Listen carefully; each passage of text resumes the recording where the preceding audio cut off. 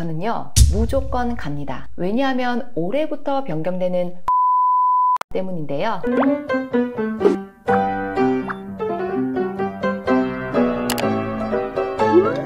안녕하세요. 리든학교의 하유정입니다. 드디어 학부모 총회 시즌입니다. 갈지 말지 결정하셨나요? 저는 갈까요? 안 갈까요? 저는요 무조건 갑니다. 왜냐하면 올해부터 변경되는 학부모 상담 절차 때문인데요. 그래서 오늘은 학부모 총회 가면 무엇을 하는지, 그리고 학부모 상담 때문에 왜 굳이 학부모 총회를 갈 예정이라고 하는지 이 부분을 자세히 풀어드릴게요. 먼저 학부모 총회에서 무엇을 하냐면요, 가시면 가장 먼저 학교 교육과정에 대한 설명을 듣습니다. 그래서 학부모 총회라는 명칭이 아닌 교육과정 설명회라고 하는 명칭을 쓰는 학교도 있어요. 그래서 가시면 우리 아이가 다니는 학교의 1년살이를 들으실 거예요. 어떤 행사가 계획되어 있는지, 그래서 행사 전후로 가정에서는 어떤 것을 준비시키면 좋을지 큰 그림을 잡을 수 있는 정보를 얻으실 거예요. 자, 학교 교육과정에 대한 설명이 끝나고 나면 담임 선생님과의 시간이 주어집니다. 우리 아이들이 생활하는 교실에서 말이죠. 간단하게 우리 선생님 소개 들으시고 나면 우리 선생님이 한 달 가까이 파악한 우리 아이들, 우리 반은 좀 어떤 편이다, 이런 특성을 알려주시기도 하시고요. 그래서 이 아이들을 1년간 어떻게 지도하실지, 학습 지도면과 생활 지도면, 이 두 가지를 특히 중점적인 부분을 아마 강조해서 설명을 하실 거예요. 이 전반적인 학급 교육과정에 대한 설명이 끝나고 나면 선생님이 혹시 궁금한 점 있으실까요? 하면서 질문을 받아주실 거예요. 그럼 이때 질문을 편안하게 하시면 되는데, 물론 건의사항이 있으셔도 조심스럽게 하시면 되겠죠. 그런데 우리 선생님께서 부모님들의 모든 건의사항을 수용하기는 어려울 수도 있잖아요. 그래서 건의하고 싶은 그 내용이 학급 내에서 수용이 가능한지, 해결이 가능한지, 그걸 먼저 판단해 보시고 조심스럽게 말씀해 주시면 돼요. 혹시 이렇게 학습지도 해주세요. 이런 건의사항, 예를 들어서 수학 학습지 좀 선생님 자주 내주세요. 작년 담임 선생님은 일기지도 안 하셔가지고 애가 1년 동안 일기를 한 번도 안 썼어요. 올해는 일기 쓰기지도 좀 부탁드려요. 이런 종류의 건의사항은 굉장히 조심스러워야 해요. 학교에서의 교육 주체는 선생님이시잖아요. 분명한 교육 철학을 가지고 학급 경영을 하고 계신데 구체적인 교육 방법과 관련된 건의는 100% 수용되기가 어려울 수도 있거든요.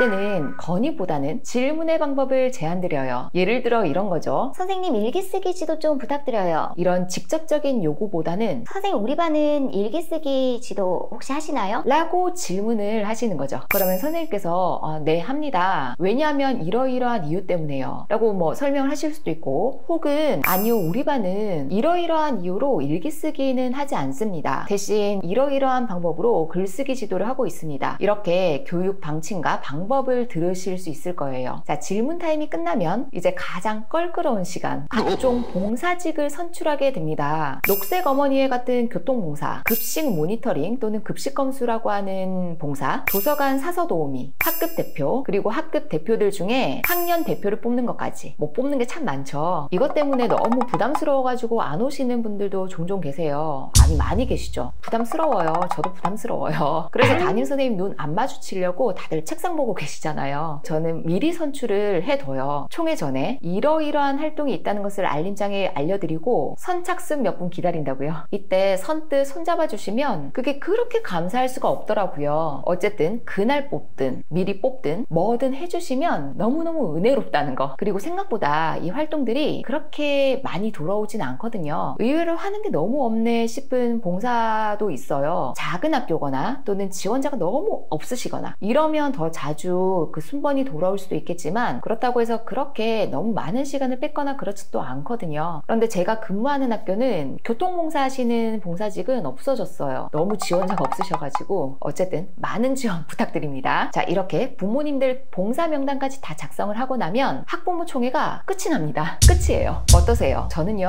학부모로서 이 과정에 참여하려고 갈 겁니다. 제가 근무하는 학교와 총회 날이 겹치지 않는다면 그동안도 가급적 참석을 했어요. 그런데 올해부터는 더더욱 가려고 하는 이유가 바로 올해부터 바뀌게 되는 학부모 상담 절차 때문이에요. 올해 제 아이가 다니는 학교는 학부모 상담이 수시 상담으로 바뀌었어요. 우리가 작년까지는 학부모 학부모 상담 기간을 1학기 때 이때 기간, 2학기 때 또 어떤 특정 기간을 정해두고 이 중에서 우리 부모님께서 원하시는 날짜 선택하셔가지고 상담을 신청하셨었잖아요. 그런데 올해부터 전국에 많은 학교들이 수시 상담으로, 즉 기간을 정해두지 않고 원하실 때 미리 신청하시면 그때도 괜찮다는 거죠. 아직까지 기간을 정해둔 학교도 분명히 있긴 합니다. 그런데 이때 부모님 마음이 상담 기간을 정해두고 상담 신청을 받습니다 이러면 꼭 해야 되나? 암묵적인 반강제 이런 느낌을 받을 수 있었잖아요. 그래서 지침을 바꾼 거예요. 필요한 상황에 언제든지 상담을 신청하시라고요. 원래 학부모 상담이라고 하는 게 언제든 열려있긴 하거든요. 그런데 올해부터는 아예 그 기간조차 없앴다는 거예요. 그런데 우리가 상담을 막상 신청하려고 하면 괜히 한 번 더 망설여질 수밖에 없어요. 이 수시 상담으로 돌아가게 되면 정말로 필요할 때 상담을 하는 거죠. 그래서 생각보다 상담 신청의 비율이 줄어들 수밖에 없을 것 같아요. 그런데 아이가 학교 생활을 1년간 하다 보면 어쨌든 선생님과 소통이 필요한 경우는 무조건 생기거든요. 그래서 선생님이랑 한 번이라도 마주할 수 있는 기회가 이번 학부모 총회 이날을 계기로 한번 그 관계를 터놓는 거죠. 그 다음에 진짜 필요할 때, 뭔가 사안이 생겼을 때, 의논이 필요할 때 필요에 의한 상담을 할 수 있지 않을까라는 겁니다. 네, 저는 라포 영상을 하러 가는 겁니다. 모두가 모인 자리에서 누가 누군지는 어쩌면 기억을 못할 수도 있지만 그래도 선생님이 공식적으로 학급 교육과정을 안내하는 준비를 단단히 하신 그날 따뜻하게 인사 나누고 첫 라포를 잘 형성해 놓고 그 다음 뭐 좋은 일이든 안 좋은 일이든 조금 더 편안하게 선생님과 통화할 수 있을 것 같아요. 어쩌면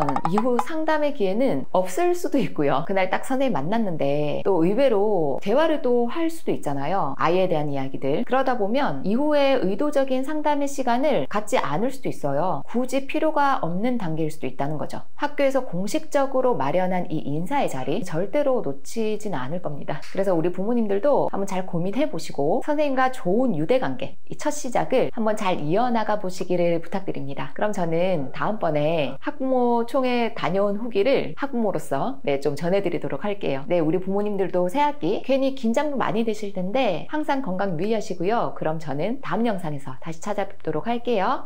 안녕.